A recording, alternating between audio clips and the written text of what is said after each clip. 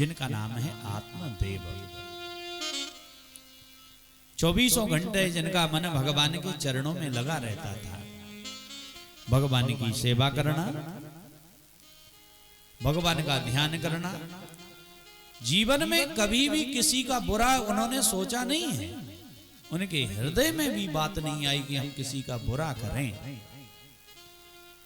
धीरे धीरे समय व्यतीत हुआ, भगवान की कृपा।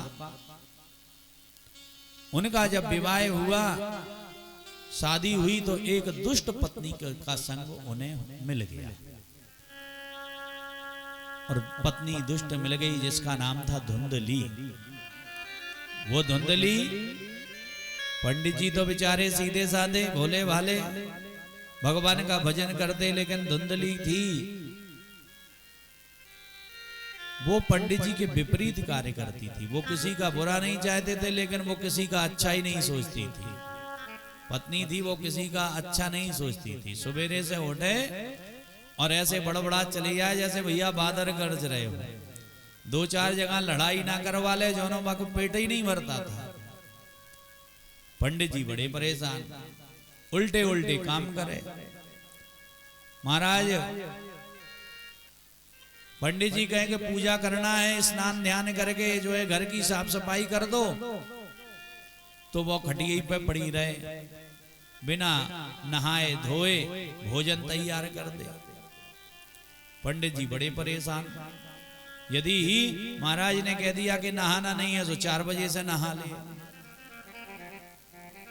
कोई रिश्तेदार आ जाए तो वो कहेंगे भाई इनको भोजन कराना है, सो खटिया पकड़ के सो जाए के खुआ दो। और यदि महाराज कहते हैं कि भोजन इन्हें नहीं कराना है, तो अच्छे अच्छे पकवान बना दे। अब उनने सोचा लड़ने झगड़ने से तो कुछ होने वाला नहीं है। लड़ेंगे झगड़ेंगे भगवान का भजन नहीं हो पाएगा। और कोई, अब हमारे भाग में ये दुष्ट पत्नी लिखी थी तो भोगना पड़ेगा। जीवन यापन तो इसी के साथ में करना पड़ेगा। घर गृहस्थी की गाड़ी पति पत्नी में जब तक सामंजस्य नहीं होता है, उस घर में कभी भी शांति नहीं हो सकती, धन नहीं रह सकता है। क्योंकि जीवन की गाड़ी को चलाने के लिए पति पत्नी में सामंजस्य होना अति आवश्यक होता है। क्योंकि गाड़ी के पहिए यदि दोनों सही होंगे तभी तो गाड़ी आगे बढ़ेगी। हो एक पंचर हो जाए, एक पहिए पे गाड़ी बढ़ती नहीं है।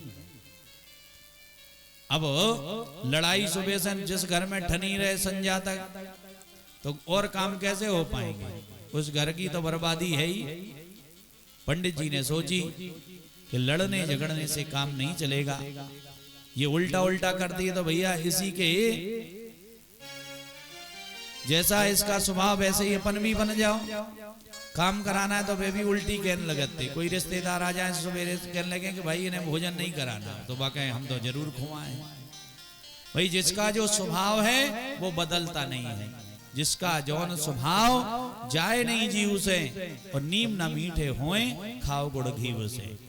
नीम का स्वभाव है कड़वा, चाहे घी से खा लो चाहे गुड़ से, वो तो करो लगने ही लगने हैं। तो दुष्ट व्यक्ति अपने स्वभाव को छोड़ नहीं सकते हैं, स्वाभाविक गुण है। महाराज ने उनकी ही उसमें अपनी वो समझी और धीरे धीरे घर गृहस्थी का कार्य आगे बढ़ने लगा। समय आने पर उनका चौथा पना आने लगा। भगवान का भजन करते थे, लेकिन उनके यहाँ कोई संतान नहीं हुई। एक तो पत्नी दुष्ट मिल गई, और पत्नी दुष्ट मिली तो कोई बात नहीं थी, पंडित जी को कोई तकलीफ नहीं हुई। जब संतान उनके यहाँ नहीं हुई तो उनके मन में बड़ा कष्ट रहने लगा कि हे प्रभु, मैंने ऐसा कौन सा अपराध कर दिया? कभी किसी का बुरा नहीं सोचा, फिर भी मेरे यहाँ कोई संतान नहीं है। और जिस घर में कोई संतति नहीं है, पुत्र नहीं होता है, तो वो पितृ ऋण से ऋण व्यक्ति नहीं हो सकता है। यहाँ से जाने के बाद में कोई जल देने वाला नहीं रहेगा, पितृ तृप्त नहीं हो पाएंगे, देवता हमारे हाथ का अन्न जल नहीं लेंगे। मन में सोच रहे हैं, मन में बड़ी गिलानी होने लगी। एक गाय उन्होंने पाली, वो गाय भी बांझ हो गई।